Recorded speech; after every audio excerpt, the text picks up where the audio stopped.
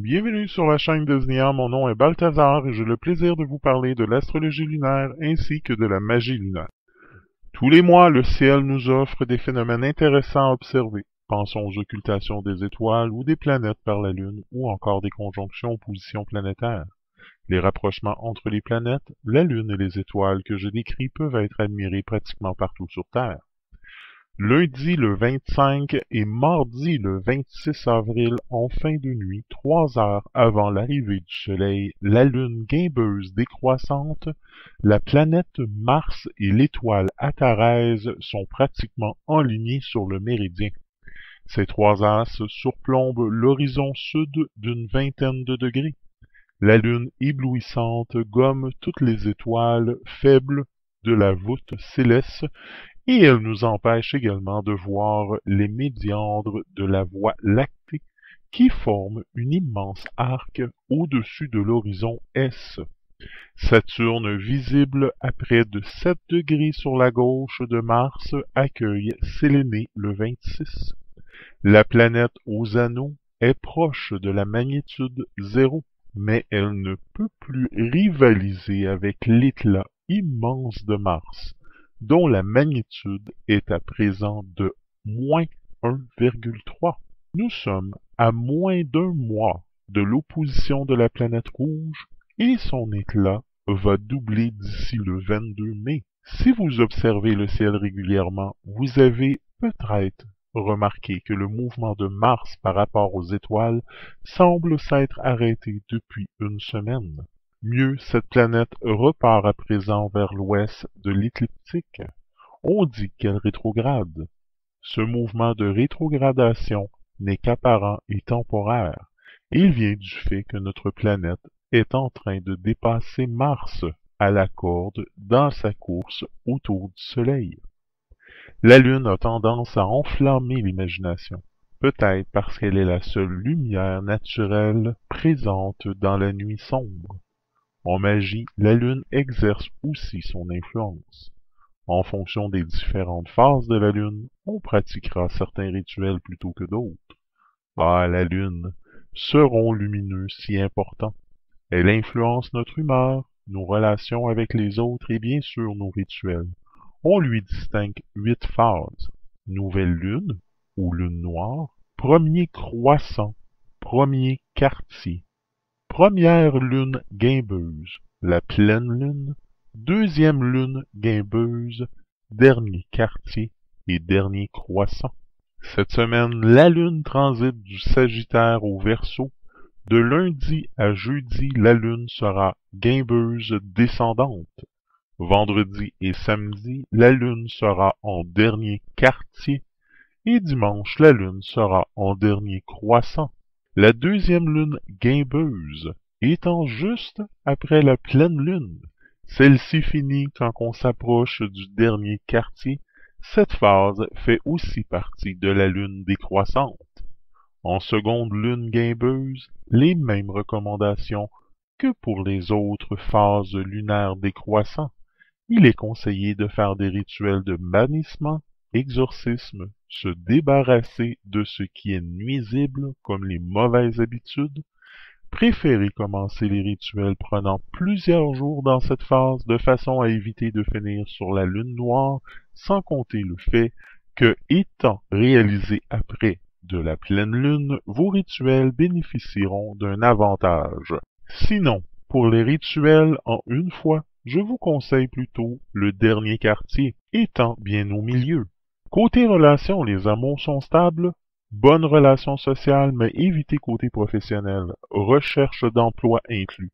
Cette lune fait ressortir une certaine agressivité et notre côté obstiné. En magie, une lune guimbeuse descendante, pendant cette phase où la lune disparaît chaque jour un peu plus, l'énergie vitale s'affaiblit, les êtres humains étant plus vulnérables. Les effets sont plus puissants lorsqu'on fait un rituel dans le premier quartier de la lune décroissante, à savoir après le passage de la lune blanche, soit la pleine lune, vers la lune noire ou dite la nouvelle lune. Commencez à 4 ou 5 jours après la pleine lune en phase lunaire dite guimbeuse, c'est l'idéal. Vous pratiquerez à ce moment-là toutes les invocations destinées à détruire, casser, affaiblir, éloigner, séparer, repousser les personnes et les biens dans tous les domaines. Vous ne devez pas, dans cette phase, faire des rituels de guérison. Cette période de trouble destinée à affaiblir est malgré tout une occasion pour s'attaquer aussi aux forces du mal, combattre le mal par le mal. Attention, pratique et expérience ici oblige. Vous ferez pendant cette phase toutes les invocations qui exorcisent les mauvaises influences et ou les habitudes qui visent à annihiler les énergies de l'ombre. Période donc favorable pour exorciser le mal, rompre avec les mauvaises habitudes et notamment les dépendances, se débarrasser des personnes toxiques dont l'influence est préjudiciable, combattre toute situation pénible et lourde sur le plan émotionnel.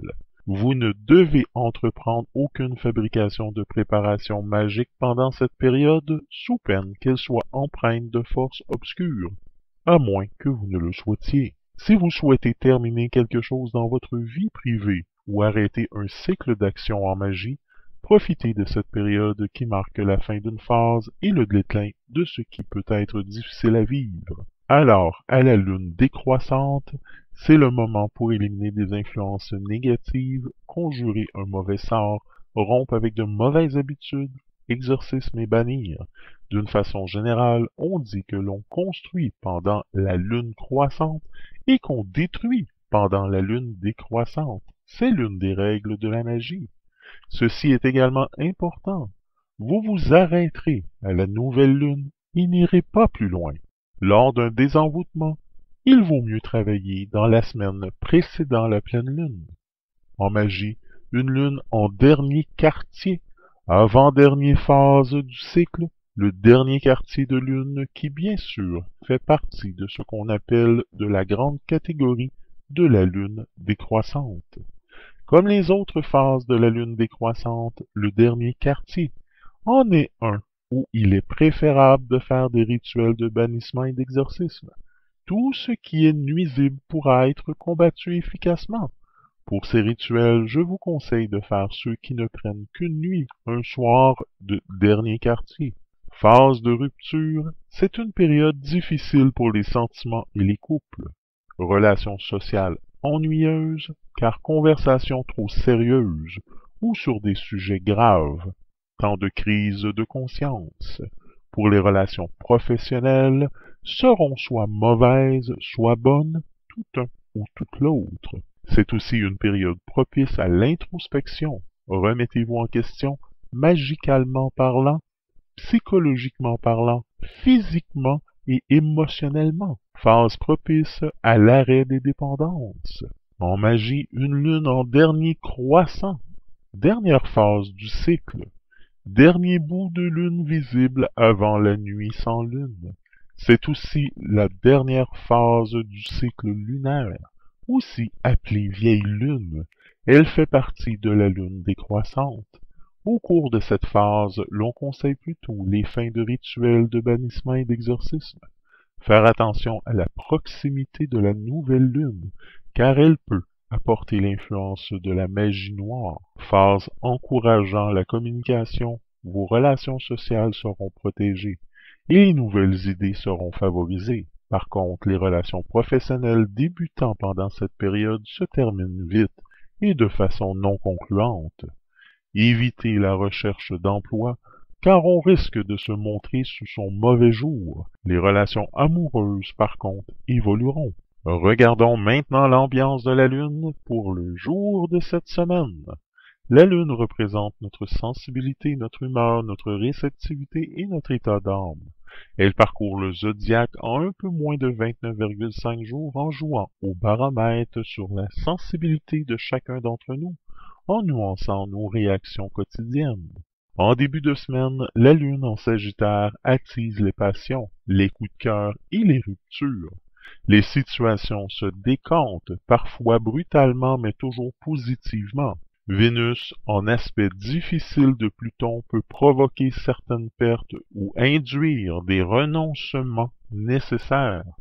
C'est le prix à payer pour repartir ensuite sur des bases plus stables. L'ambiance est vive, printanière et beaucoup d'entre vous peuvent soudain trouver l'amour, d'un soir ou encore de toute votre vie. Gare aux excès et prudence, cependant, surtout en fin de semaine où la lune en Verseau risque de vous agiter, de vous faire revendiquer avec fracas votre indépendance, votre liberté. Certains tandems ne sont pas à l'abri d'un conflit ou d'une explication franche et loyale selon la maturité de chacun. Lundi le 25 avril 2016, mardi le 26 avril 2016, la lune sera en Sagittaire.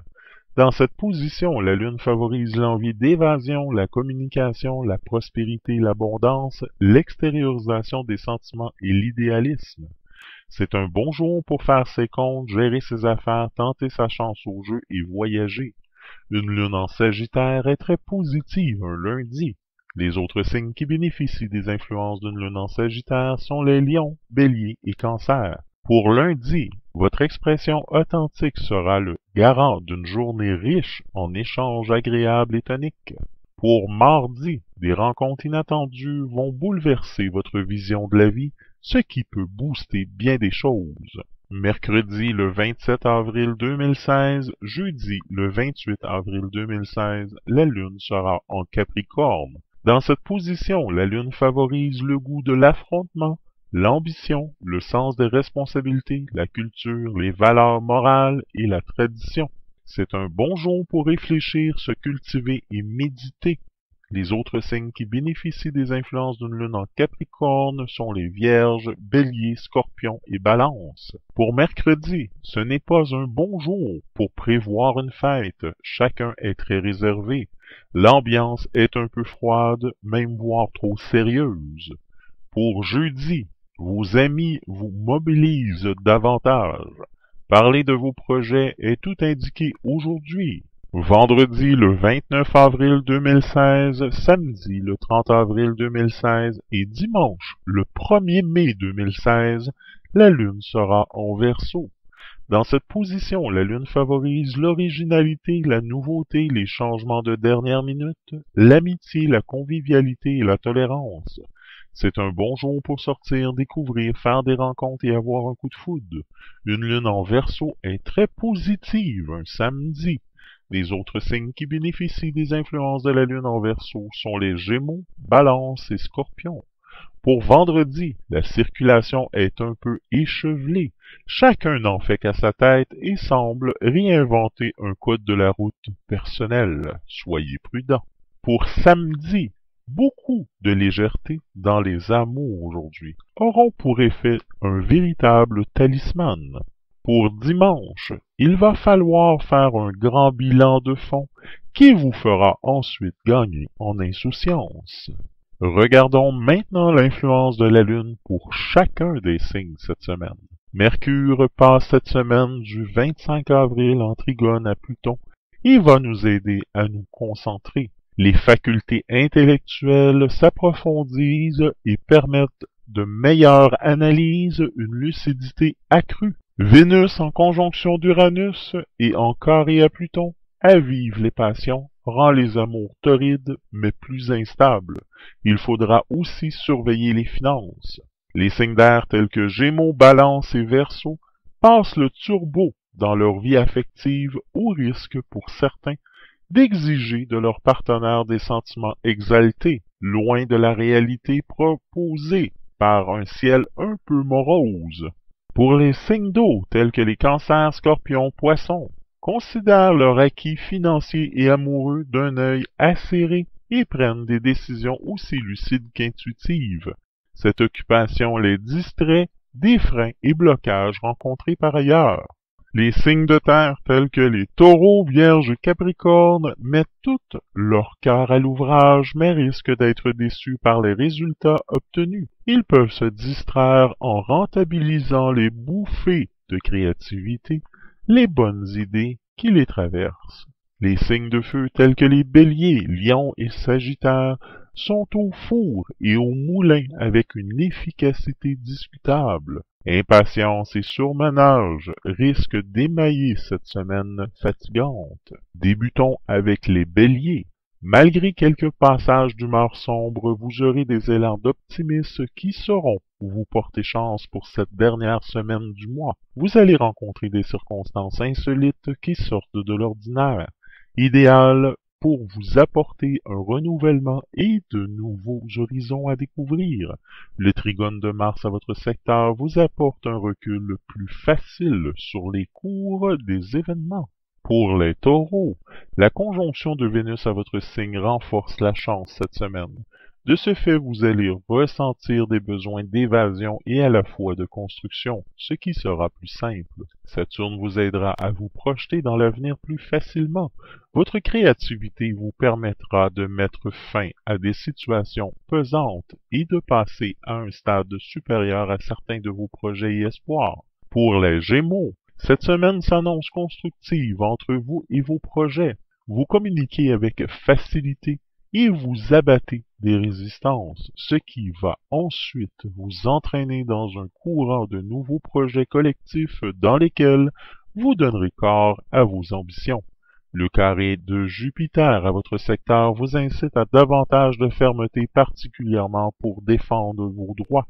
Pour les cancers, vous aurez les moyens de trouver un nouvel équilibre durant cette semaine. Vous vous interrogerez sur votre vie intime ou familiale, cherchant à rendre votre existence journalière plus conforme à vos exigences personnelles, et vous parviendrez à une plus grande cohérence, abandonnant les futilités qui ne vous ont que trop encombré.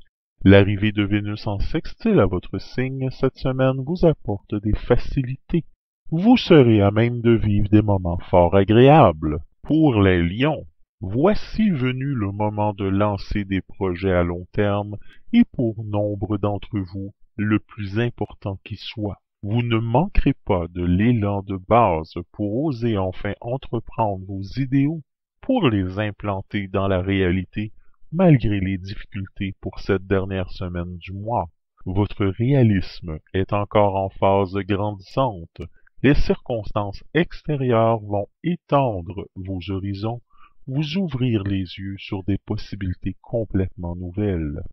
Pour les vierges, les instances planétaires de cette semaine vont vous apporter davantage de sécurité tant dans vos actions que dans vos ressentis intérieurs. Les influx de Vénus en trigone à votre signe vont réactiver votre créativité, tout particulièrement sur les aspects pratiques de votre vie, en vue de les faciliter, ce qui vous fera gagner du temps libre par la suite. Pour les balances, les aspects planétaires cette semaine vont créer des situations de remise en question qui vous incitent à faire des efforts pour reconstruire certains de vos liens, les transformer peut-être. Si vous évitez de prendre à bras-le-corps les questions qui doivent être résolues, vous risquez d'aller au-devant de conflits, de malentendus. Une bonne dose de diplomatie sera très essentielle cette semaine. Pour les scorpions, le transit de Vénus en opposition va cette semaine adoucir les angles dans votre vie, ce qui ne sera pas trop en regard des combats que vous devrez entamer par la suite. Les transits planétaires vont vous permettre de prendre conscience de vos défauts dont vous n'avez pas conscience. Ce sont des éléments de votre personnalité issus du passé. Vous devez maintenant travailler dessus, ce qui va vous permettre des perspectives nouvelles. Pour les Sagittaires, les influx planétaires dans votre ciel pour cette dernière semaine du mois vont favoriser des éclosions d'espoir, des éveils d'anciennes situations que vous pourriez cette fois vivre différemment. Les influx vont faire naître en vous des désirs neufs qui seront extrêmement porteurs, notamment pour transformer votre vie en profondeur, au niveau relationnel tout particulièrement. Pour les Capricornes, de belles satisfactions entrent dans votre vie par la grande porte. Vous pourrez relâcher la pression et savourer des moments de pur plaisir en toute tranquillité. Les rouages de votre vie se simplifient et vous laissent davantage de liberté d'action pour organiser des loisirs festivités. C'est le temps de vous réjouir de la convivialité et faire place à la fête. Le trigone de Vénus attise votre recherche active de bien-être. Pour les Verseaux, le carré du soleil à votre secteur va cette semaine franchir ses premiers degrés, ce qui va, au fil des jours de cette semaine, vous rapprocher de votre nature cérébrale.